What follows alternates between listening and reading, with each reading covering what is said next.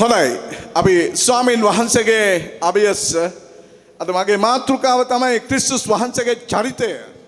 ක්‍රිස්තුස් වහන්සේගේ චරිතය අපි දන්නවා බොහෝ චරිත ප්‍රධාන තියෙනවා මේ ලෝකේ.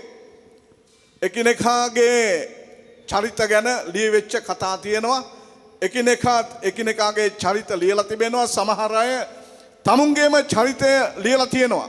මේ සමහර අය තමුන්ගේම චරිතය ලියලා තියෙනවා. සමහර විට සමහර දේවල් සත්‍ය වෙන්නත් පුළුවන්. සමහර දේවල් එකාසු කරලා ලියුවා වෙන්නත් පුළුවන්. නමුත් අපිට පේනවා දෙවියන් වහන්සේගේ වචනය දිහා බලද්දී සුද්ධ බයිබලයේ දිහා බලද්දී ජේසුස් ක්‍රිස්තුස් වහන්සේගේ චරිතය අපිට සුභාරංචි පොත් 4ෙම ඊටාම අනර්ගව විස්තර වෙනවා. ආමෙන්. සුභාරංචි පොත් 4ෙම ක්‍රිස්තුස් වහන්සේගේ චරිතය ස්වාමීන් වහන්සේගේ දාසයෝ 4 දෙනා මතෙව් ලුක් මාක් සහ යෝහන්. එහෙම නැත්නම් මතෙව් මාක් ලුක් යෝහන් ඔවුන් ලියනවා. ඊට අමතරව දෙවියන් වහන්සේගේ දාසයා පාවුල්තුමා සහ අනිකුත් ස්වාමීන් වහන්සේගේ දාසයෝ ලිව්වා වූ යවුම් පත්‍රවල ස්වාමීන් වහන්සේගේ වචනය තුල ජේසුස් ක්‍රිස්තුස් වහන්සේගේ චරිතය විග්‍රහ කරනු ලබනවා. ජේසුස් ක්‍රිස්තුස් වහන්සේගේ චරිතය පුදුම වූ චරිතයක් දෙවියන් වහන්සේගේ දරුවනි. ක්‍රිස්තුස් වහන්සේගේ චරිතය පුදුම වූ චරිතයක්. ඒක ක්‍රිස්තුස් වහන්සේ මේ පොළොවේ ජීවත් වුණේ නැත්නම්, උන්වහන්සේ මේ පොළොවට ඇවිත් උන්වහන්සේ මේ පොළොවේ පැවතුනේ නැත්නම් එවැනි චරිතයක් කවමදාවත් කිසි කෙනෙකුට ප්‍රබන්ධ කරන්නටවත් ඒ වගේ චරිතයක් කිසිම කෙනෙකුට මේ ජීවිත කාලේ අත්දකින්නටවත් බැරුව යනවා. ආමෙන්. උන්වහන්සේගේ චරිතය හරි බලවන්තයි. මිනිස්යන්ගේ චරිතවල තියෙනවා හොඳ පැති, ඒ වගේම නරක පැති දෙපැත්තම තියෙනවා. අපිට පේනවා දුර්වලතාවයන් මිනිස්යන්ගේ චරිතවල, ඒ වගේම ප්‍රබලකම් තියෙනවා. නමුත් ජේසුස් ක්‍රිස්තුස් වහන්සේගේ චරිතය එහෙම නෙමෙයි. ඒක හරියට රවුමක් වගේ, චක්‍රයක් වගේ. හැම පැත්තෙම ඒක සමතාවයක්, සමාන භාවයක් උන්වහන්සේගේ ජීවිතයේ චරිතය තුල අපිට සුද්ධ බයිබලය උන්වහන්සේගේ වචනය උන්වහන්සේ අපිට උන්වහන්සේව ඉදිරිපත් කරනවා. ශුද්ධවන්තේනි.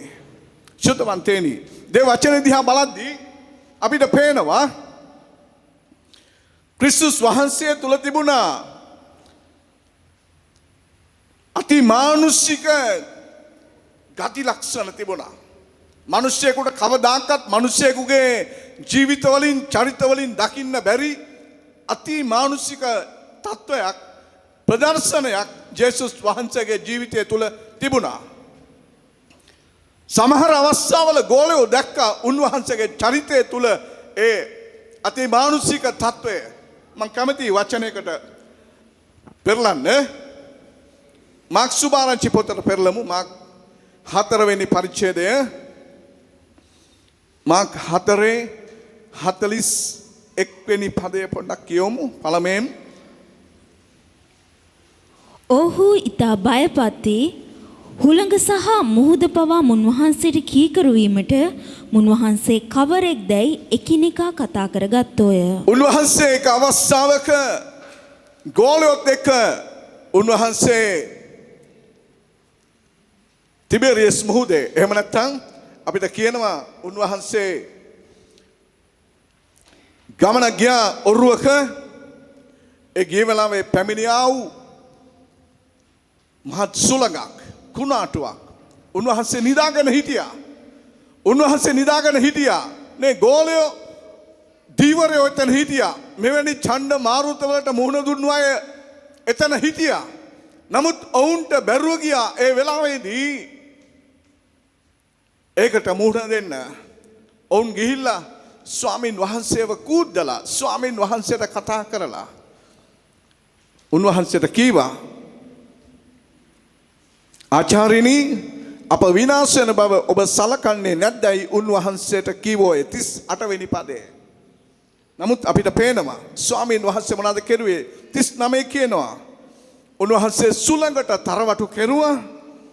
ඒ වගේම උන්වහන්සේ මුහුදට නිශ්චල වෙව කියා උන්වහන්සේ කතා කෙරුවා කියා. සුළඟට තරවටු කෙරුවා. මුහුදට උන්වහන්සේ කතා කෙරුවා. ඔවුන් දැක්ක මේක උන්වහන්සේගේ වචනය නිදහස් වෙච්ච ගමන්ම ඒ හැම දෙයක්ම නිශ්චල භාවයට හැරුණා. මිනිස්සු දැක්ක, ගෝලයෝ දැක්ක. මොකද්ද මේ වෙන්නේ? ඔවුන් කල්පනා කළා. ඔවුන් බයපත් වුණා කියලා අපේ දරුවා කියපු වචනේ කියනවා. ඔවුන් බයපත් වී, ඔහු විතා බයපත් වී සුළඟ සහ මුහුද පවා මුන්වහන්සේට කීකරු වීමට මුන්වහන්සේ කවරෙක්දයි එකිනෙකා කතා කරගත්තා. කවුද මුන්වහන්සේ? කොයි වගේ කෙනෙක්ද? දැන් බොහෝ වෙලාවට ක්‍රිස්තියානි කාර්යය පවා ක්‍රිස්තුස් වහන්සේව හරියට හඳුනාගෙන නැහැ. උන්වහන්සේගේ චරිතය හරියට දැනගෙන නැහැ. මට ඒක පේනවා සහ මට ඒක දැනෙනවා. අපි එකිනෙකාගේ පැවැත්ම තුළ ස්වාමීන් වහන්සේත් එක්ක මේ කරන ගනුදෙනුවේදී ස්වාමීන් වහන්සේව කොච්චර දුරට හඳුනාගෙන තියෙනවද කියලා. අපි හරි කැමති. අපි ගායනා කරද්දී කියනවා ජේසුස් වගේ වෙන්න කැමති නේද? ජේසුස් වගේ වෙන්න කැමති කියලා අපි ගායනා කරනවා. තව යාඥා කරද්දී යාඥා කරනවා ස්වාමිනේ කොහොමද කියන්නේ? පිලිපි 2:5 තියෙන විදිහට නේ. ඔබ තුල තිබුණු සිතම ජේසුස් ක්‍රිස්තුස් වහන්සේ තුල තිබුණු සිතම අපිට දෙන්න. නේ අපිට ස්වාමින් වහන්සේ තුල තිබිච්ච සිතම අපිට ඔබ වගේ වෙන්න, අපිට ඔබ හා සමාන වෙන්න, ඔබ වගේ ජීවත් වෙන්න අපි කොච්චර ඉල්ලනවද? මම විශ්වාස කරන ඔබ හැම කෙනෙකුගේම ප්‍රාර්ථනාවක් තියෙනවා ජේසුස් වහන්සේ වගේ වෙන්න. ජේසුස් වහන්සේගේ චරිතාංග ඒ ගතිගුණ වලට ඔබ ඇතුල් වෙන්න ඔබ කැමැත්තෙන් ඉන්නවා කියලා මම විශ්වාස කරනවා. හැබැයි ඒකට එකක් දෙකක් තිබිලා හරියන්නේ නැහැ දෙවියන් වහන්සේගේ දරුවනි. බයිබලයේ අපිට කියනවා අපිට මුළු උත්සාහයෙන්ම අපිට අපේ ස්වාමීන් වහන්සේගේ අභියස උන්වහන්සේට සමාන වෙන්න නම් අපිට උන්වහන්සේව අනුකරණය කරන්නට වෙනවා. ආමෙන්. උන්වහන්සේව අනුගමනය කරන්නට වෙනවා. උන්වහන්සේව අනුකරණය කරන්නට වෙනවා. උන්වහන්සේව අනුගමනය කරන්නට වෙනවා. බයිබලයේ අපිට කියනවා පේතෘස් පොතේ දෙවෙනි පරිච්ඡේදයේ වචනයකට පළවෙනි පේතෘස් 2යි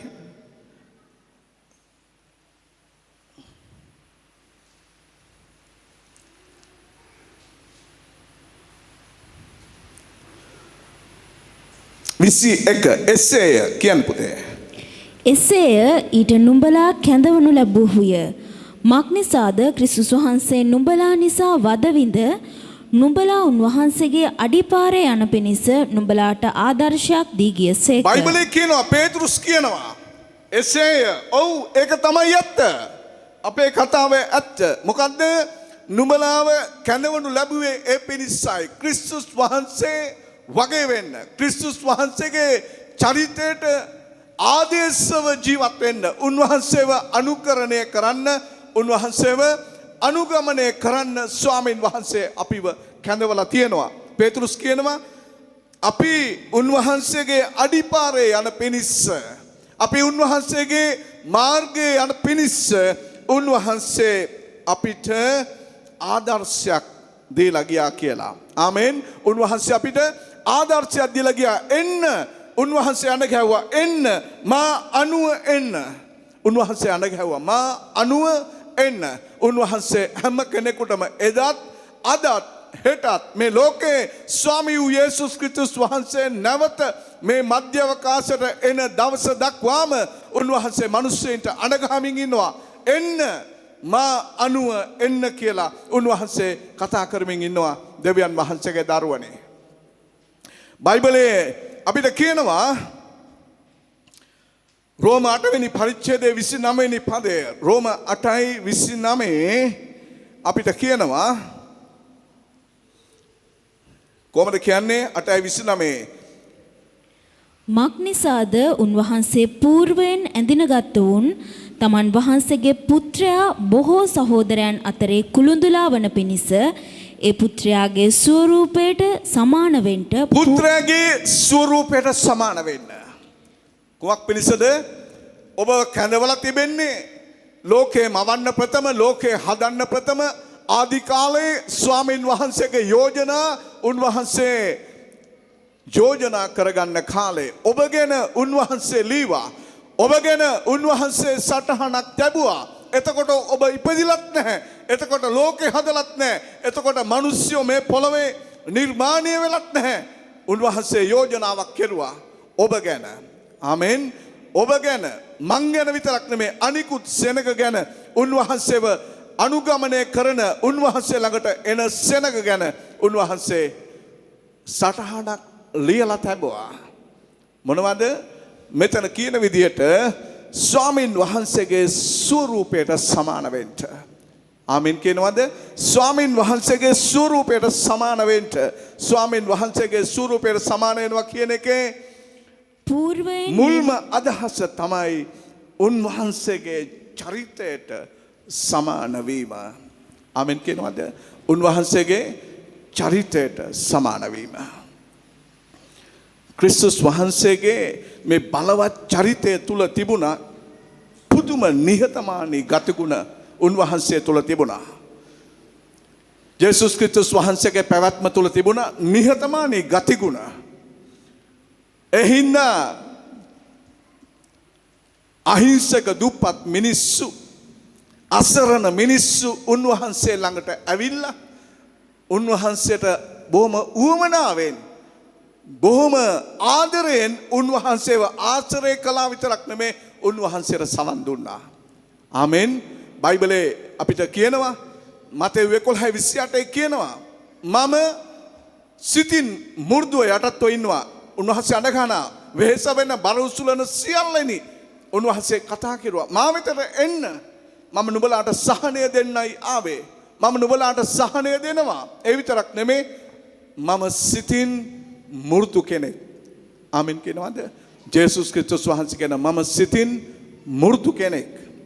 මගේ වියගහ නුඹේ කරට අරගෙන නේ මගේ පිළිවෙල උඹගේ ජීවිතයට ලං කරගෙන මගෙන් ඉගෙන ගනින් කියලා උන්වහන්සේ අපිට කතා කරන තැනන් වහන්සේ එවිට නුඹලාගේ ආත්මවලට සහනය ලැබෙන්න යනවා කියලා. ආමෙන්. ආමෙන්. මේ පුදුම ක්‍රිස්තුස් වහන්සේ මේ ක්‍රිස්තුස් වහන්සේගේ පුදුම චරිතය ඔබට අභියෝගයක් වෙලා තියෙනවද? ඔබට අභියෝගයක් වෙලා තියෙනවද? මම විශ්වාස කරන අභියෝගයක් වුණා කියලා. මම විශ්වාස කරනවා ක්‍රිස්තුස් වහන්සේගේ චරිතය අපි එක් එක්කෙනාට අභියෝගයක් හැටියට උන්වහන්සේ අපේ ජීවිතවලට බලපෑමක් කෙරුවා කියලා. ආමෙන්. අපි උන්වහන්සේගේ ජීවිතය දැස බලද්දී අපිට පේනවා කාරණා දෙක තුනක් අද දවසේ මම ඔබත් එක්ක බෙදා ගන්නම්. උන්වහන්සේගේ චරිතය තුල තිබුණා වූ පුදුමාන්තර කාරණා කීපයක්. පළවෙනිම කාරණේ තමයි ඔබත් මම දැනගත යුතුයි ජේසුස් ක්‍රිස්තුස් වහන්සේ සුද්ධයි. ආමෙන්. අපි අදහන දෙවියන් වහන්සේ සුද්ධ කෙනෙක්. ආමෙන් කියනවද? ආමෙන් කියනවද? දෙවිවරු ඉන්නවා. නමුත් මේ වගේ සුද්ධ දෙවි කෙනෙක් කාටවත් කොහෙන්වත් හොයාගන්න හම්බෙන්නේ නැහැ දෙවියන් වහන්සේගේ දරුවනේ. ආමෙන්. උන්වහන්සේගේ උත්පත්තියේදීම උන්වහන්සේ ගැන මරියාට දේවදූතයා මංගලම් කියන්න ආපු දවසේම කිව්වා උපදින්න ඉන්න තැනන් වහන්සේ සුද්ධයි කියලා. ආමෙන්. උපදින්න ඉන්න තැනන් වහන්සේ සුද්ධයි. ඉපදින තැනත් අසුද්ධයි. අපි කවුද එහෙම උත්පත්තියක් ලැබුවේ? බයිබලයේ අපිට කියනවා අපි ඉපදෙද්දිම පාපය මරණය අරගෙන තමයි අපි ඉපදෙන්නේ. පාපය මරණයත් එක්ක තමයි අපි ඉපදෙන්නේ. ඒක අර එක දේවදාසෙක් කියනවා ඒක අපේ පෙර ආත්මවල එහෙම නැත්නම් පෙර භවවල අපි කළා වූ විපාකයක් හෝ ඒ කර්මයක් නෙමෙයි. නමුත් අපි ඉපදෙද්දිම පාපයත් එක්ක තමයි ඉපදෙන්නේ. ඇයි ඒ? මගේ පියා පව් කරලා, මගේ මව් පව් කරලා. ඒ නිසා මම පව්කාරයෙක් හැටියට මේ පොළොවට ඉපදෙනවා. අපිට ආගම් තියෙනවා. සුද්ධවන්තයනි, ඔබට මට ඉතාමත්ම හොඳ ආගම් තිබුණා කියලා මම විශ්වාස කරනවා. අපි ඒවට හදවතින්ම ආදරය කෙරුවා. හදවතින්ම අපි ඒවා තුල පැවතුන උතුම් ආකාරයට ඒවට අපි ගෞරව කළා.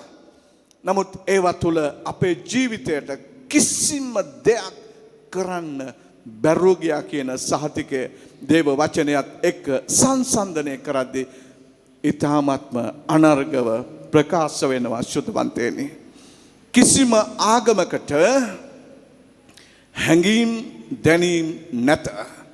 නීතිමාලාවක් විතරයි ආගම් වල තියෙන්නේ. නමුත් ජේසුස් ක්‍රිස්තුස් වහන්සේ කියන්නේ ඔබගෙත් මගෙත් මිදුම්කාර දෙවියන් වහන්සේ.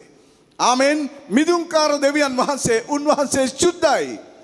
උන්වහන්සේගේ අරමුණ තමයි උන්වහන්සේ සුද්ධව සිටිනාක් මෙන් උන්වහන්සේගේ දරුවන් සුද්ධව සිටීම උන්වහන්සේගේ ඒකායන අරමුණයි, ඒකායන බලාපොරොත්තුවයි, ඒකායන උන්වහන්සේගේ කැඳවීමේ සහ ගැලවීමේ උන්වහන්සේගේ ඉලක්කයයි. හැම කෙනෙක්ම බයිබලයේ අපිට කියනවා හෙබ්‍රෙව් 12:14 අපිට කියනවා.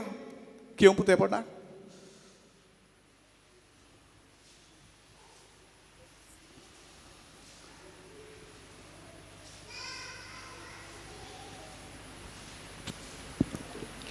සියල්ලන් සමග සමාදානෙන් සිටින්ටත් ශුද්ධකම නැතුව කිසිවෙක් ස්වාමින් වහන්සේ නොදක්නා බැවින් ශුද්ධකම අනුව යන්ටත් උත්සාහ කරපළා. පැහැදිලිවම අපිට කියනවා ශුද්ධකම අනුව යන්න උත්සාහ කරන්න. ශුද්ධකම තුල ජීවත් වෙන්න උත්සාහ කරන්න. ඇයි ඒ? ශුද්ධකම නැතුව කිසිවෙක් දෙවියන් වහන්සේව දකින්නේ නැහැ. දකින්නෙම නැහැ. මතක තියාගන්න. දකින්න හම්බෙන්නේ නැතුව යයි. බයිබලයේ තුල අපිට කියනවා ජේසුස් ක්‍රිස්තුස් වහන්සේ ගැන කතා කරද්දී උන්වහන්සේ එක සිනගෝගයක උගන්වන්න ගියා. උන්වහන්සේ සිනගෝගේ උගන්වමින් ඉද්දී සිනගෝගේ ඇතුලේ හිටියා එක යක්ෂාත්මයක් තියෙන මිනිස්සෙක්. ඔහු නැගිටලා කීවා, කාලයට ඉස්සරලා ඇයි අපිට වද දෙන්න ආවේ? නේ, එහෙම තමයි කියන්නේ. කාලයකට ඉස්සරලා ඇයි අපිට වද දෙන්න ආවේ? අපි දන්නවා ඔබ කවුද කියලා. ඔබ දෙවියන් වහන්සේගේ ශුද්ධ තනන් වහන්සේ. ශුද්ධවන්තේනි, ලෝකයේ සෙනග ක්‍රිස්තුස් වහන්සේ ගැන දන්නේ නැහැ. ලෝකයේ සෙනග ක්‍රිස්තුස් වහන්සේව හඳුනන්නේ නැහැ. උන්වහන්සේව අහලා ඇති. උන්වහන්සේගේ සමහර කාරණා විතරක් දැනගෙන ඇති. නමුත් මම විශ්වාස කරනවා ඔබ ක්‍රිස්තුස් වහන්සේව දැනගත්තයින් පස්සේ, උන්වහන්සේව ඔබගේ ජීවිතයට ඔබ ලං කරගත්තයින් පස්සේ ශුද්ධව ජීවත් වෙන්න ඔබට මට කියලා දුන්නේ ස්වාමින් වහන්සේ. ආමෙන්. ශුද්ධව ජීවත් වෙන්න ඔබට මට කියලා දුන්නේ ස්වාමින් වහන්සේ. අපි හෙව්ව ශුද්ධකමක් පිටතින්.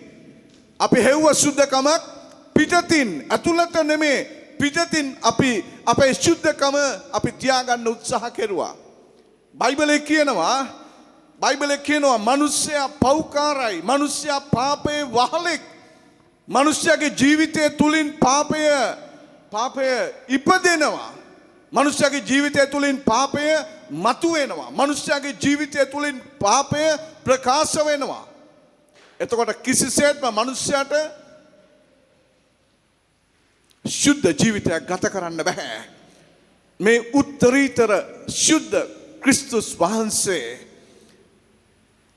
ඔබට මට උන්වහන්සේ ශුද්ධකම ගෙන දෙන්න, ඔබට මට ශුද්ධ ජීවිතයක් ගෙන දෙන්න උන්වහන්සේගේ ජීවිතය උන්වහන්සේ කැමැත්තෙන්ම කල්වරි කුර්සිය මැත්තේදී පූජා කෙරුවා. ආමෙන්. උන්වහන්සේ මැරුණේ ඒ පිණිසයි. වැරදිලා මැරුණේ නැහැ. කැරල්ලක් කරන්න ගිහිල්ලා ක්‍රිස්තුස් වහන්සේ මැරුණේ නැහැ. මතක තියාගන්න. සමහර අය කියන උන්වහන්සේ කැරැල්ලක් කෙරුවා. මේ කැරැල්ලක් ඇති කෙරුවා රෝම පාලනයට විරුද්ධව කියලා නැහැ. උන්වහන්සේ රෝම පාලනයට විරුද්ධව කැරැල්ලක් ඇති කරන්න නෙමෙයි ආවේ. උන්වහන්සේ ආවේ මනුෂ්‍යව පාපයෙන් නිදහස් කොට ඔහුට අලුත් ජීවිතයක්, ශුද්ධ ජීවිතයක් ලබා දෙනු පිණිසමයි. ආමෙන්. ආමෙන්. උන්වහන්සේ ගැන කියනවා. අර පේතෘස් පොතේ අපි කියවව අර වචන වලට නැවතත් යමුද? පළවෙනි පේතෘස් දෙවෙනි පරිච්ඡේදයේ 21, 22 සහ 23 ඒ පදවලට පොඩ්ඩක්. එසේය ඊට නුඹලා කැඳවනු ලැබුවහුය. මක්නිසාද ක්‍රිස්තුස් වහන්සේ නුඹලා නිසා වදවිඳ නුඹලා උන්වහන්සේගේ අඩිපාරේ යන පිණිස නුඹලාට ආදර්ශයක් දී ගියසේක. උන්වහන්සේ කිසි පාපයක් නොකළසේක. උන්වහන්සේගේ මුඛයෙහි වංජාවක්ද සම්බවුනේත් නැත. උන්වහන්සේ නින්දා කරනු ලැබූ කල නින්දා නොකළසේක. වදවින්ද කල තර්ජන නොකර ධර්මිෂ්ඨ ලෙස විනිශ්චය කරන තනන් වහන්සේට කාරණය බාර දුන්සේක. පැහැදිලිවම පේතෘස් අපිට කියනවා උන්වහන්සේගේ කොහොමද කියන්නේ? උන්වහන්සේ කිසි පාපයක් නොකළසේක. උන්වහන්සේගේ මුඛයෙහි වංචාවක් සම්බවුනේ නැත. ආමෙන් කියනවාද? ඔබේ දෙවියන් වහන්සේ සුද්ධයි. ඔබේ දෙවියන් වහන්සේ සුද්ධයි. බයිබලේ මම ඔබට බයිබල් පාඩම් වල උගන්වලා තියෙනවා ස්වාමින් වහන්සේ සුද්ධකම ගැන 1066 වාරයක් මිනිස්යාට කතා කරනවා. සුද්ධකම. පළවෙනි පේතෘස් පොතේ ඉන්න නිසා පළවෙනි පේතෘස් පළවෙනි පරිච්ඡේදයේ 15 සහ 16 පදත් අපි කියමුද? නුඹලා කැඳ වූ තනන් වහන්සේ ශුද්ධව සිටින්නාක් මෙන් නුඹලාත් නුඹලාගේ මුළු හැසිරීමේදී ශුද්ධව සිටපල්ලා. මක්නිසාද මා ශුද්ධව සිටින හේයින් නුඹලාත් ශුද්ධව සිටිය යුතුයයි ලියා තිබේ. පැහැදිලිද? ශුද්ධවන්තයනි අවබෝධ කරගන්න දෙවියන් වහන්සේගේ වචනය. චුට්ටක් කල්පනා කරලා බලන්න ඔබ ගැන. ඔබට ශුද්ධකම ඇත්තටම ස්වාමී වූ යේසුස් ක්‍රිස්තුස් වහන්සේ කියලා දීලා තියෙනවා. ආමෙන්. අපිව ශුද්ධ කෙරුවා. අපිට අලුත් ජීවිතයක් දුන්නා. අපිට අලුත්ම ජීවිතයක්. ඔබ බයිබලයේ කියනවා නැවත උත්පාදය ලැබූ මිනිසයා ඔහු අලුත්ම මැවිල්ලක්. මොකක්ද කියන්නේ? බ්‍රෑන්ඩ් නිව් එකක් නේද? අලුත්ම මැවිල්ලක්. ආය බයිබලයේ කියන පරණ දේවල් අයින් කරුවා. පරණ දේවල් පහව ගියා. සියල්ලම ජීවිතයේ පිට අතරින් ජීවිතයේ ඇතුළතින් සියල්ලම අලුත්ව තිබේ කියා වචනේ ලියා තිබෙනවා දෙවියන් වහන්සේගේ දරුවනේ. ආමෙන්. ඔබගේ ස්වාමින් වහන්සේ සුද්ධයි. උන්වහන්සේගේ චරිතය බයිබලයේ උන්වහන්සේගේ වචනය තුල කියාගෙන යද්දී උන්වහන්සේ එක අවස්ථාවක මිනිස්සුන්ට අභියෝග කෙරුවා. උන්වහන්සේ අනුගමනය කළා වූ සෙනගට, උන්වහන්සේව දන්න සෙනගට උන්වහන්සේ ගැන පිටුපසින් ඇවිත් උන්වහන්සේව සෙව්වා වූ මිනිසයන්ට අභියෝගයක් කෙරුවා. මොකද්ද? මට පාපය තියෙනවා නම් උඹලගෙන් කවුරු හරි ඔප්පු කරපල්ලා කියලා. ආමෙන්. අපිට පුළුවන් ද එහෙම ඔප්පු කියන්න? අපිට පුළුවන් ද එහෙම අභියෝගයක් දෙන්න? කල්පනා කරලා බලන්න ඔබේ ස්වාමින් වහන්සේ කොච්චර අනර්ග පවිත්‍ර දෙවි කෙනෙක්ද. ආමෙන්. උන්වහන්සේ පවිත්‍රයි කියලා අපි ඒ වචන පාවිච්චි කරලා හරියන්නේ නැහැ. අපි ශුද්ධව සිටිය යුතුයි කියන ස්ථානයට ඔබත් මමත් ආයුතුව තිබෙනවා. ඇයි ඒ ස්වාමී වූ යේසුස් ක්‍රිස්තුස් වහන්සේ නැවත එන දවසේදී පෞල්තුමාගේ ප්‍රාර්ථනාවක් සහ යාඥාවක් වෙලා තිබුණා. මොකද්ද?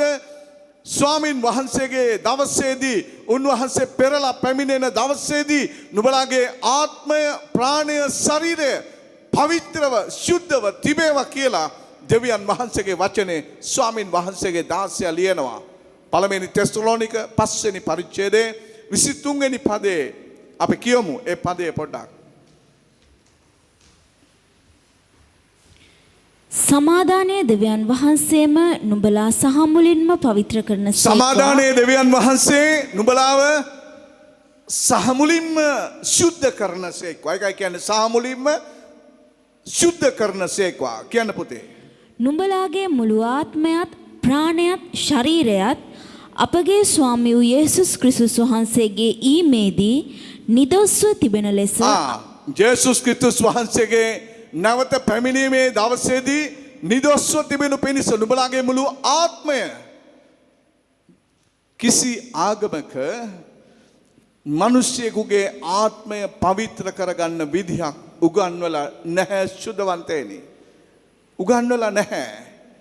ජීවිතයේ සුද්ධකම තබා ගන්න ඕන කියන බලයක් දෙන්න කිසි ආගමකට පුළුවන් කමක් නැහැ.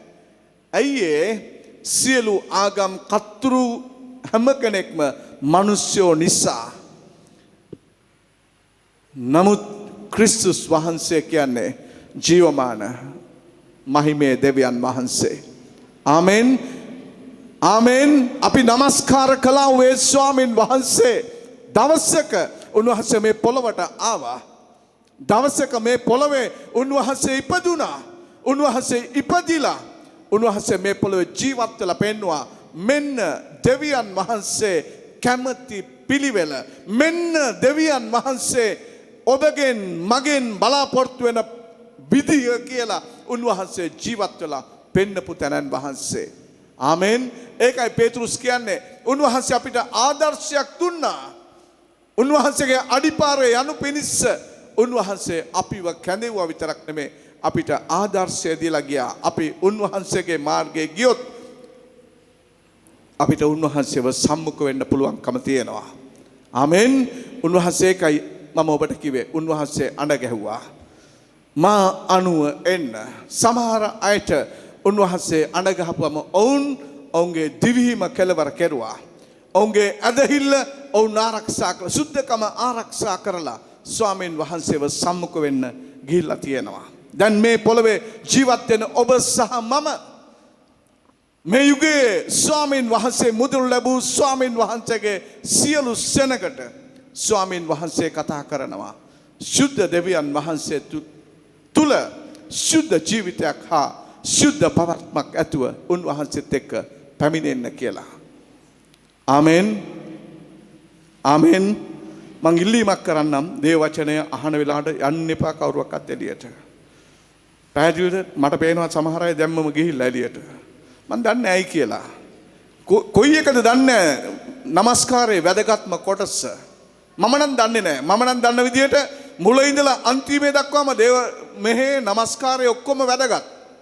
පැහැදිලි සමහර අයට දන්නේ නැහැ. නමස්කාරයේ විතරයි. සමහර අයට සුද්ධ මේසයේ විතරයි. දන්නේ නැහැ. නේද? මිනිස්සු දෙවියන් වහන්සේගේ අභියස නේද? දෙවියන් වහන්සේගේ කනින් රිංගන්න යනවා. කොහේ රිංගන්නද? නේද? සමහර අය නමස්කාර කරද්දිවත් ස්වාමීන් වහන්සේගේ අභියස නමස්කාර කරන්නේ නැහැ. සුද්ධවන්තේනි මම ඔබට කියන්නම්. ඔබගේ ආත්මය ගලවා ගැනීමේ සම්පූර්ණ වගකීම තිබෙන්නේ ඔබටමයි. ආමෙන්. ඔබටමයි තියෙන්නේ. වෙන කිසි කෙනෙකුට ඔබව ගලවන්න බෑ. වෙන කිසි කෙනෙකුට ඔබව ස්වාමීන් වහන්සේ තුල උස්සලා තියන්න බෑ. නමුත් ඔසවන පිණිස අපිට යාඥාවක් කරන්න පුළුවන්. ඔබගේ කැපවීමක් නැත්නම් ඔබගේ උවමනාවක් නැත්නම් ඔබ කොහේ ස්වර්ගයට යන්නද? ඒ හින්දා මම ඔබෙන් ඉල්ලා සිටින්නම්. ඔබ ගැන සන්තෝෂයි. මම කිව්වේ දැන් නැකිట్లా ගියා සමහර අය. මම දන්නේ දෙවියන් වහන්සේගේ දේට වඩා කොයි දේද උතුම් කියලා.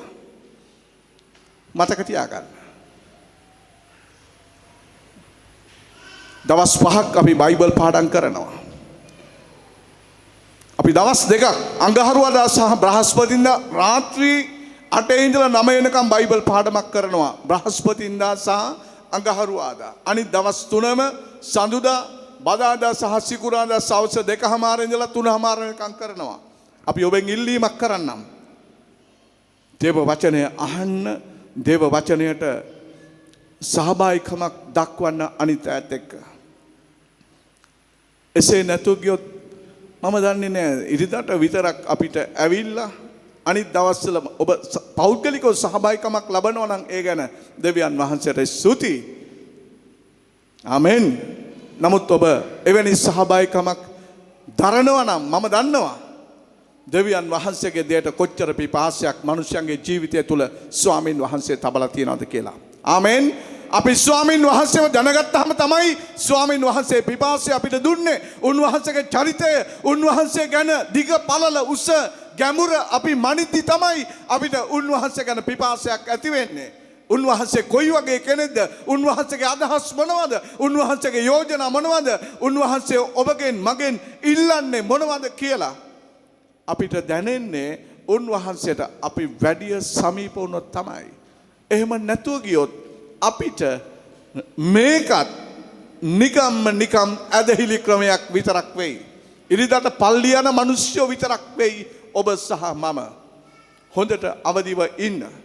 හොඳට අවදිව ඉන්න. දේව වචනයට දෙවියන් වහන්සේගේ දෙයට උවමනාවෙන් ඔබගේ ජීවිතේ නමන්න. ජීවිතේ නමන්න.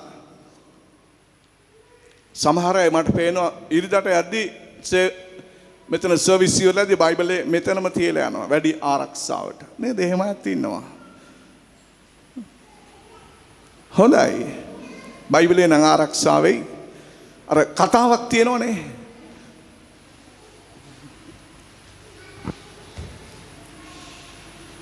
බයිබලයේ අලුත් නම් ක්‍රිස්තියානිකාරයා කිලුටුයි කියලා. කොහමද? බයිබලයේ අලුත් නම් ක්‍රිස්තියානිකාරයා කිලුටුයි කියලා. හැබැයි බයිබලයේ කිලුටු නම් ක්‍රිස්තියානිකාරයා අලුත් කියලා කතාවක් තියෙනවා. ඒ හින්දා අද ගෙදර බයිබලය අරගෙන ගිහිල්ලා අලු ගොඩේ කොහේ හරි ගහලා මෙයා කරලා තියන්න. මෙන්න බයිබලයේ කිලුටුයි කියලා කියන්නේ. ඒක නෙමෙයි බලාපොරොත්තු වෙන්නේ. හොඳට පරිහරණය කරන්න. දේව වචනේ පෙරලා කියවන්න. මේක ඔබට බයිබලය ගැන දේව වචනය ගැන දාවිද් කියනවා එක මට මී වදයට වඩා මී පැණියට වඩා මට දේව වචනය මිහිරි. ආමෙන්. නමුත් සමහර අයට කල් කදුරු වගේ බයිබලය කියද්දි කල් කදුරු වගේ ඒක පුදුම ඇලර්ජික් එකක් තියෙන්නේ. පුදුම ඇලර්ජික් එකක් තියෙන. හැබැයි ඉතින් ස්වාමින් වහන්සේට ආදරේ. නේ. ස්වාමින් වහන්සේට ආදරේ. කල්පනා කරලා බලන්න. ක්‍රිස්තුස් වහන්සේගේ චරිතයයි අපි ඉගෙන ගන්නේ. උන්වහන්සේ කියනවා උන්වහන්සේ සුද්ධයි. අපි කීවා සුද්ධකම අනුව ගියොත් අපි උන්වහන්සේව දකින්නවා කියලා. ආමෙන්. බොහෝ කාරණා තියෙනවා කියන්නේ. නමුත් අපි ඉක්මනින් යමු ඉස්සරහට. හාලෙලූයා. උන්වහන්සේගේ සුද්ධකම බයිබලයේ අපිට කියනවා. දෙවෙනි කාරණේ හැටියට මම ඔබට දෙවෙනි කාරණේට යන්න ඉස්සෙල්ලා මම ඔබට කියන්නම්. අපි ජේසුස් වහන්සේගෙන් තමයි සුද්ධකම ඉගෙන ගත්තේ කියන එක නැවතත් මම ඔබට මතක් කරන්නම්. ආමෙන්. ජීවිතයේ හැම පැත්තකම සුද්ධකම අපි ඉගෙන ගත්තේ ජේසුස් වහන්සේගෙන්. ආමෙන්. ආමෙන්. නේද? මිනිස්සු මගෙන් අහනවා දැන් ඕගොල්ලන්ගේ ආගමට ගියාම බොන්න තහනම්ද? නේද? අඩු වශයෙන් වයින් ටිකක්වත් බොන්න බෑද? වයින් ටිකක්වත් බොන්න බෑද? මම දන්නේ අපි අය අතරේ හොරෙන් ෂොට් එක ගහන ඉන්නවද දන්නේ නැහැ. මම ඔබට කියන්නම්. ඔබ කියයි මෙහෙම ඇයි ක්‍රිස්තුස් වහන්සේ බිව්වේ? නේද? පවුල් ලිව්වේ තිමෝතියස්ට වතුරම බොන එකෙක් වෙන්නේ නැතුව නේද? පොඩ්ඩක් බීපන් කියලා. බයිබලයේ මොනවද දන්නේ නැතුවත් ඔන්න ඔය වගේ දේවල් බොනස්ලා දන්නවා. බොනපාරලා දන්නවා. ඒ පද හොඳට අල්ලගෙන ඉන්නවා. මේ කියන්නේ ඇයි එහෙනම් කානා නුවර නේ වයින් හැදුවේ ඇයි? නේ අපි දන්නේ නැහැ. අපි යථාර්ථය දන්නේ නැහැ. උන්වහන්සේ හැදුවේ මොනවද? මොන වයින්ද? අපි දන්නේ නැහැ. නිකන් අපි කියනවා. අපි දන්නේ වයින් කිව්වොත් ඉතින් නේද? බඹර පදමක් ඇති වෙන එකක් නේ අපි දන්නේ. දෙවියන් වහන්සේගේ දරුවනේ. මිනිස්සු අහනවා නත්තල් දවසටවත් ටිකක් බොන්නේ නැද්ද? විශේෂිත දවසටවත් ටිකක් බොන්නේ නැද්ද? මං ගියා අපේ ක්‍රිස්තියානි පවුලක වෙඩින් එකකට. මම විතරක් නෙමෙයි අපේ දරුවොත් එක්ක නෝනා අපි ඔක්කොම ගියේ. ඒ ගිය වෙලාවේ චන්නික තුන්නද වන්දන. මේසට ගෙනලා තිබ්බා වයින්. මේවා එයා මෙහිඳලා ගිය කෙනෙක්. මේවා වීනෝ සාන්තෝ. කොහොමද කියන්නේ? මේවා වීනෝ සාන්තෝ බොන්න. චුට්ටක් කල්පනා කරලා බලන්න. වීනෝ සාන්තෝ. වීනෝ සාන්තෝ අපි බීප නැතු. බීපේ නැතු ගියාම අරගෙන ගිහිල්ලා වීනෝ සාන්තෝ ගහලා ටිකකින් කට්ටිය එනවා බඹරු වගේ. වීනෝ සාන්තෝ.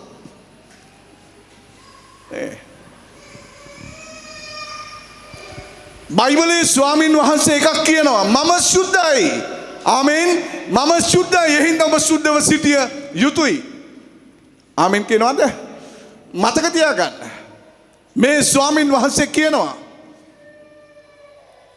මම සුද්ධයි. ඔබ සුද්ධව සිටිය යුතුයි. යුතුයි.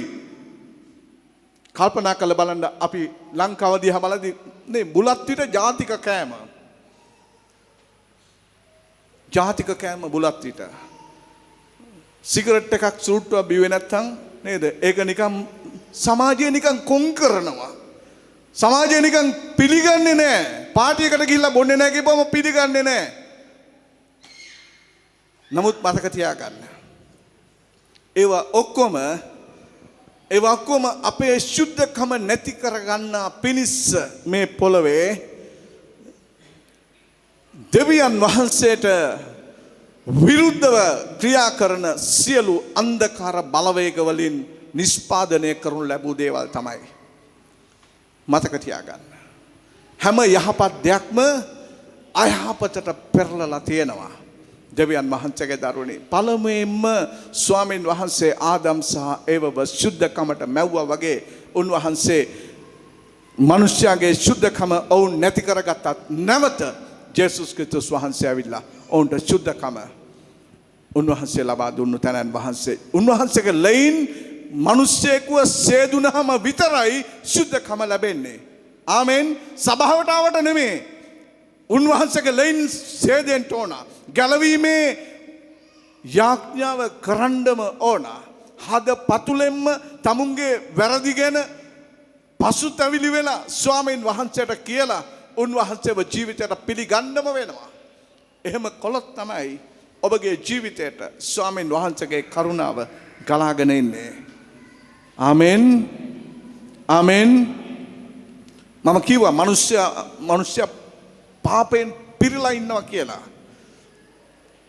මාක් 7 වෙනි පරිච්ඡේදයේ වචනයක් දෙකක් කියමු මට ඒක කියුවා නම් හොඳයි කියලා හැඟෙනවා. මාක් 7 වෙනි පරිච්ඡේදයේ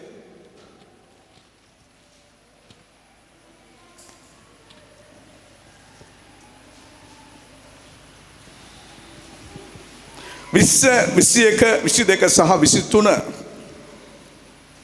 නැවතද උන්වහන්සේ නුමුත් මනුෂ්‍යයා අපවිත්‍ර වෙන්නේ ඔහුගෙන් පිටවන දෙයින්මය. මෙතන කියනවා මනුෂ්‍යයා අපවිත්‍ර වෙන්නේ පිටතින් එන දේවල් නෙමෙයි ඇතුළතින්ම ඇති වෙන දෙයින්. ඇතුළතින්ම තමයි මනුෂ්‍යයා අපවිත්‍ර වෙන්නේ. අයියේ මනුෂ්‍යයා පෞකාරව තමයි ඉපදිලා තියෙන්නේ කියන එක මම ඔබට මතක් කරුවා. කියමු පුතේ.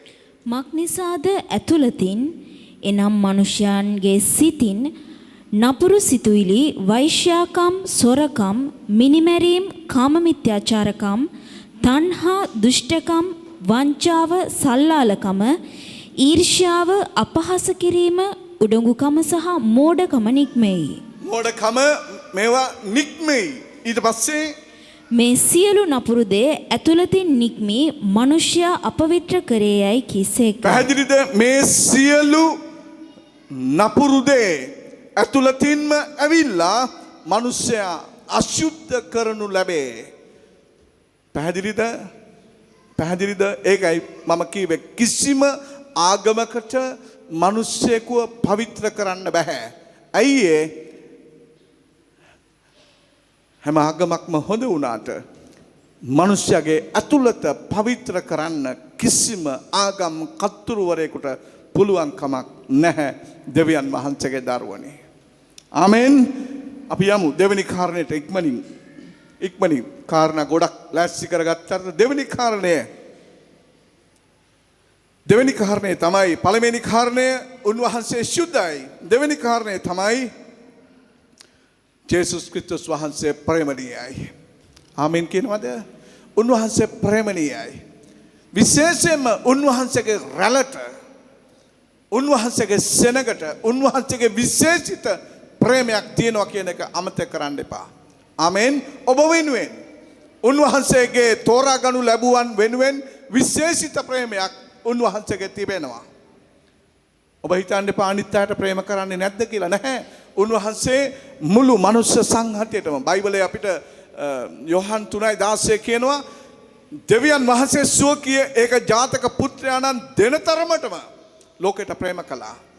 පුත්‍රයාව දෙන තරමට, පුත්‍රයාව පූජා කරන තරමටම, කුරුසියේ මැරෙන්න සලස්වන තරමටම ප්‍රේම කළා. එසේ කළේ, එහෙම වෙන්න සලස්ුවේ උන්වහන්සේ කරේ අදහ ගන්න එමෙතන් අදහන කිසිවෙක් විනාශ නොවි. ජේසුස් ක්‍රිස්තුස් වහන්සේ අදහන කිසිවෙක් විනාශ නොවි සදාකාල ජීවනය ලබන පිණිසයි කියලා. ආමෙන්. උන්වහන්සේ ප්‍රේම කළා මුළු ලෝකයටම. අදටත් උන්වහන්සේ ලෝකවාසී සෙනකට කතා කරමින් ඉන්නවා. එතනින් තමයි ඔබත් මමත් මේ ආවේ. එතනින් තමයි ඒ වලෙන් තමයි උන්වහන්සේ ඔබවත් මාවත් ඉහලින් අත පොවලා ඇදලා ගත්තේ. ඒ සියලු ආකාර අපවිත්‍ර මඩවලින් උන්වහන්සේ ඔබවත් මාවත් ගලවලා තියෙනවා. ඉතින් දෙවියන් වහන්සේගේ දරුවනි මම කැමති වචනයක් කියවන්න. යොහන් 13 වෙනි පරිච්ඡේදයේ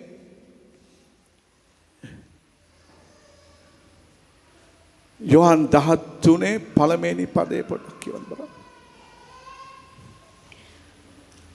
ගෝලයන්ගේ පාදසේදීම පාස්කු මංගල්‍යයට පළමුවෙන් යේසුස් වහන්සේ මේ ලෝකෙන් පිටත්ව පියාණන් වහන්සේ ළඟට යන තමන්ගේ පැය පැමිණ තිබෙන බව දැන ලෝකයේ සිටියා වූ ස්වකීය සෙනගට ප්‍රේමයෙන් සිට අන්තිම දක්වා උන්ට ප්‍රේම කළසේක. ලෝකයේ සිටියා වූ ස්වකීය සෙනගට, ලෝකයේ සිටියා වූ ස්වකීය සෙනගට කියලා කියන්නේ තමන් වහන්සේගේ ලයින් මිලට ගත්තු තමන් වහන්සේගේ සෙනගට අන්තිම දක්වා ඔවුන්ට ප්‍රේම කෙරුවා, ප්‍රේමයෙන් සිටියා. ආමෙන්. ඔබට මට ස්වාමින් වහන්සේ ප්‍රේමයෙන් සිටින දෙවියන් වහන්සේ, ප්‍රේම කරන තැනන් වහන්සේ, ප්‍රේමාන්විත සහෝදරය සහෝදරිය, උන්වහන්සේ ප්‍රේමයයි, උන්වහන්සේ ප්‍රේමණීයයි. උන්වහන්සේගේ විශේෂිත ප්‍රේමයක් සහෝදරයන්ට, උන්වහන්සේගේ දරුවන්ට තියෙන වගේම උන්වහන්සේ කීවා මම ආවේ මේ පොළවට. උන්වහන්සේගේ මම ආවේ මාක් 10:45 උන්වහන්සේ කීවා මක් නිසාද? පොඩක් ඒ වචනේ පොඩක් කියමු පුතේ, මතක මදි එකපාරටම. මක් නිසාද සැබවින් මනුෂ්‍ය පුත්‍රයා සේවය ලබන්ට නොව සේවය කරන්ටද බොහෝ දෙනෙකු උදෙසා මිදීමේ මිලයක් කොට තමාගේ ජීවිතය දෙන්නටද ආයේ. උන්වහන්සේ කීවා මිදීමේ මිලයක් කොට ප්‍රේම කරලා මිදීමේ මිලයක් කොට ඔවුන්ව ස්වාමීන් වහන්සේ වෙතට දිනා ගන්නට උන්වහන්සේ ඇවිත් ඉන්නවා. ආමෙන්. උන්වහන්සේ ඇවිත් ඉන්නවා.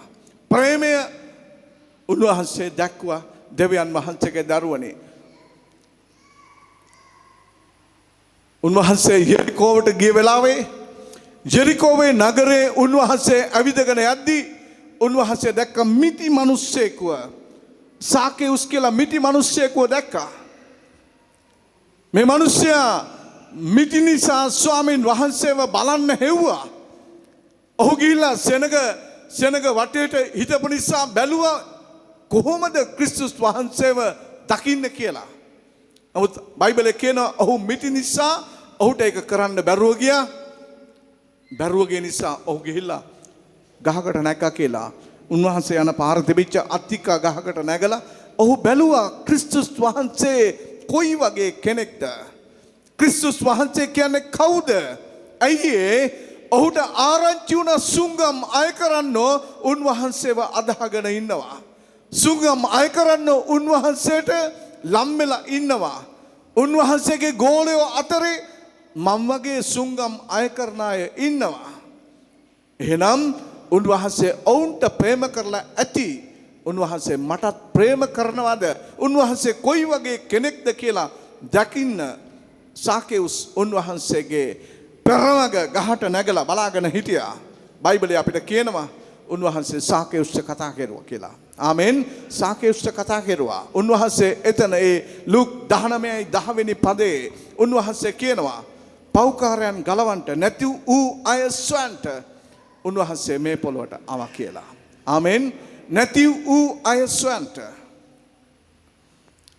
පුදුම දෙවි කෙනෙක් ඔබගේ මගේ මේ ප්‍රේමණීය දෙවියන් වහන්සේ. පුදුම දෙවි කෙනෙක්. පුදුම දෙවි කෙනෙක්. දෙවියන් වහන්සේගේ දරුවනි ඔබ උන්වහන්සේ ගැන හොයනවද? ඔබ උන්වහන්සේ ගැන කියවනවද? ඔබ උන්වහන්සේගේ චරිතය ගැන සිතනවද? ප්‍රශ්නයක් ආපුවම බොහෝ වෙලාවට අපිට දෙවියන් වහන්සේ අවශ්‍යයි. හිරවීමක් ආපුවම දෙවියන් වහන්සේ අපිට අවශ්‍යයි. අපි කල්පනා කරනවා එතකොට තමයි උන්වහන්සේගේ උපකාරය අපිට ලැබෙන්නේ. එතකොට තමයි අපිට උපකාරය අවශ්‍ය කියලා නැහැ. උන්වහන්සේ කැමති ඔබ මම නිතරම ස්වාමීන් වහන්සේ ඉස්සරහ පිට අපේ ජීවිතේ උන්වහන්සේත් එක්ක අපි සිටිනවට උන්වහන්සේ කැමති තැනන් වහන්සේ. ආමෙන්. ප්‍රේමේ දෙවියන් වහන්සේ උන්වහන්සේ. ප්‍රේමේ ස්වාමීන් වහන්සේ උන්වහන්සේ. මම ඊයේ සන්ධ්‍යාවේ මගේ සහෝදර සහෝදරියොත් එක්ක මෙතන අපි නමස්කාර කරපු වෙලාවේ මම කීවා මම ක්‍රිස්තුස් වහන්සේව අදහාගත්තේ මම ක්‍රිස්තුස් වහන්සේව මගේ ජීවිතයට මම සොයාගත්තේ මේ ප්‍රේමය නිසායි කියලා. ඒ කාලේ ඉඳලම මාව දන්න කෙනෙක් මෙතන ඉන්නවා. රමේෂ් ඉන්නවා. ඔහු මාව ඒ කාලේ ඉඳලම දන්නවා. පුදුම ප්‍රේමයක් ඇති කණ්ඩායමක් හම්බ වුණා දෙවියන් වහන්සේගේ දරුවනි. පුදුම ප්‍රේමයක් තියෙන කණ්ඩායමක් අඳුනගත්තා. කොහොමද ඒ ප්‍රේමය ආවේ කියලා හිතාගන්න බැරුව ගියා. අපි මිනිස්යන්ට ඒ ප්‍රේමයෙන් ප්‍රේම කරද්දී මිනිස්සු අපිට කියනවා ඒ තියෙන මොකක්ද හොඳ කතාවක් කියනවා මූනිච්චාවටයි නේද? ඔවුන් කොහෙද දේව ප්‍රේමය දන්නේ? ඔවුන් කල්පනා කරනවා අපි යමක් පිනිස්ස මිනිස්සෙකුට ලම් වෙලා ප්‍රේම කරද්දී ඔවුන් කියනවා ඔවුන්ගේ තිබෙන කපටිකමක් ඒ කියලා. නැහැ සුද්ධවන්තේනි. මම ඔබට කියන්නම්. ක්‍රිස්තුස් වහන්සේව ජීවිතයට ලං කරගත්තේ නැත්නම් කවරම කවදාකවත් මිනිසෙක් දේව ප්‍රේමය හඳුනාගන්නේම නැත. ආමෙන්. හඳුනාගන්න දැනගෙන තියෙනවා ප්‍රේම වෙන ප්‍රේම දැනගෙන තියෙනවා. ලෝකයේ ප්‍රේම ගොඩක් තියෙනවා. විශේෂයෙන්ම පවුලේ ප්‍රේමයක් තියෙනවා. නේද? පවුලේ අය අතර ප්‍රේමයක් තියෙනවා. බිරිඳ දරුවා පුරුෂයා පවුලේ අය අතරේ ප්‍රේමයක් තියෙනවා. ඒක තියෙනවා. තවත් ප්‍රේමයක් තියෙනවා. ඒ තමයි අඹුස්සැමි ප්‍රේමය. අඹුස්සැමි ප්‍රේමය, පවුලේ ප්‍රේමය තවත් එකක් තියෙනවා. කාමයේ සහ රාගයත් එක්ක ප්‍රේමයක් තියෙනවා. සුද්ධවන්තේනි. දේව ප්‍රේමය කියලා කියන්නේ ඊට වඩා අති විශාල ප්‍රේමයක්, වෙනස් ප්‍රේමයක්. ආමෙන්. ඒකට නමක් තියෙනවා. ඒකට කියනවා අගාපේ ප්‍රේමය කියලා. ආමෙන්. අගාපේ ප්‍රේමය කොන්දේසි විරහිතව කරන ප්‍රේමයක් අගාපේ ප්‍රේමය. ආමෙන්. කොන්දේසි විරහිතව මට ප්‍රේම කළත් නොකළත් මම ප්‍රේම කරනවා. ඒක තමයි ක්‍රිස්තුස් වහන්සේගේ ප්‍රේමය. ඔහු මට ප්‍රේම කළත් නොකළත් මම ඔහුට ප්‍රේම කරනවා. ආමෙන්.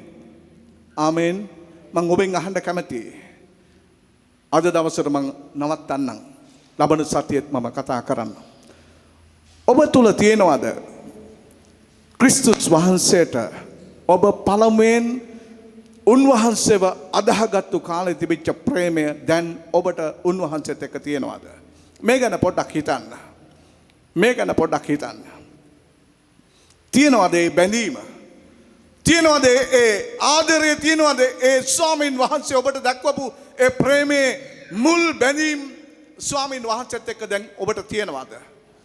එහෙම නැත්නම් අනිත් ඔක්කොම දේවල් කරගෙන ඉවර වෙලා කාලයක් තිබුණොත් වෙලාවක් තිබුණොත් දෙවියන් වහන්සේගේ දෙයට වෙන් කරන ප්‍රේමයක්ද ඔබට තියෙන්නේ? මේ ගැන කල්පනා කරන්න. අපි නැගිටිමු. අපි ලබන සතියේ තවත් පොඩක් ඉස්සරහට යමු. ස්වාමීන් වහන්සේගේ අභියස උන්වහන්සේ ඔබවත් මාවත් කැඳවලා තියෙනවා. උන්වහන්සේ ඔබවත් මාවත් මේ ගැලවීම වෙතට ගෙනල්ලා උන්වහන්සේ බලාපොරොත්තු වෙන්නේ මොනවද? උන්වහන්සේ බලාපොරොත්තු වෙන්නේ උන්වහන්සේගේ චරිතය, උන්වහන්සේගේ ඔබට මට දුන්නු කැලවීම තුළ උන්වහන්සේගේ චරිතය, උන්වහන්සේගේ ස්වභාවය ඔබගෙන් මගෙන් නිදහස් වෙනවා. ඔබගේ මගේ ජීවිත වලින් ඒක ප්‍රදර්ශනය වෙනවා දැකීමයි උන්වහන්සේගේ අරමුණ. ඒකයි උන්වහන්සේගේ ප්‍රාර්ථනය. සුද්ධවන්තේනි. එහෙම නැත්නම් අපි අපේ පාපවල අපි මැරෙයි. අපි අපේ වැරදිවල අපි මැරෙයි. අපිට බලාපොරොත්තුවක් නැතුව යයි. නමුත් අපිට ප්‍රේම කළාවුද, අපිට ශුද්ධකම ගෙන දුන්නාවුද ඒ ස්වාමීන් වහන්සේ තුළ. අද දවසේ අපි බැලුවා වූ උන්වහන්සේගේ චරිතය උන්වහන්සේ අපිට අභියෝගයක් වෙන්න සලස්වලා තිබෙන නිසා අපි අභියෝගයක් වෙමු ලෝකයට උන්වහන්සේගේ චරිතය තුළ ජීවත් වෙමින්. ආමෙන්. හැම කෙනෙක් ස්ත්‍රී පුරුෂ තරුණ මේ හැම කෙනෙක්ම හැම සහෝදරයෙක්ම සහෝදරියෙක්ම හැම දරුවෙක්ම උන්වහන්සේ තුළ සම්පූර්ණ වෙන්න උන්වහන්සේගේ ස්වරූපයට මාරු වෙනවා කියලා කියන්නේ මම ඔබට කියවා. උන්වහන්සේගේ චරිතයට ඔබ මාරු වෙන්න, උන්වහන්සේව අනුකරණය කරන්න, උන්වහන්සේව අනුගමනය කරන්න. ඒක කළ යුතුමයි. ඒක කළොත් ඔබ දිනුම්, ඒක නොකළොත් ඔබ පරාද වෙයි. අපේ හිස නමමු. මහිමේ දෙවියන් වහන්සේ ස්තුතියි. ඔබ වහන්සේ බලවත් ස්වාමීන් වහන්සේ. ජේසුස් වහන්සේ ඔබ මේ පොළොවේ ජීවත් වෙලා ඔබ අපිට ගැලවීම විතරක් නෙමේ, ඔබගේ ජීවිතයේ ඔබ ගත කළා වූ චරිතය අපිට අභියෝගයක් කොට ඔබ දුන්නා වූ තැනන් වහන්සේ. ඒ අභියෝගය අපේ ජීවිතවල පවත්වාගෙන ඉදිරියට යන්න ඔබ අපිට උදව් කළ මැනව. කිසිවෙක් ස්වාමීන් වහන්සේගේ අභියස දුර්වල නොවනු පිණිස ශුද්ධ කමින් දේව ප්‍රේමෙන් සහ අනිකුත් ගුණාංග වලින් ස්වාමිනේ පිරෙන්න වර්ධනය වෙන්න උදව් කළ මැනව. ඔබ අපිව ජේසුස් ක්‍රිස්තුස් වහන්සේගේ ස්වරූපයට සමාන වෙන්න పూర్වෙන්ම ඔබ කැඳවලා තෝරලා වෙන් කරලා මුදවලා ඔබ අපිව ඔබ වහන්සේගේ අභියසේ තැබූ තැනන් වහන්සේ ඒ තුල ඉදිරියට යන්න ඔබ අපිට උදව් කළ මැනව. මේ වචන ඔබගේ සභාවට, ඔබගේ දාසයට, හැම දරුවෙකුටම ආශිර්වාදයක් වේවා. ජේසුස් වහන්සේගේම බලවත් නාමයෙන්. ආමෙන්.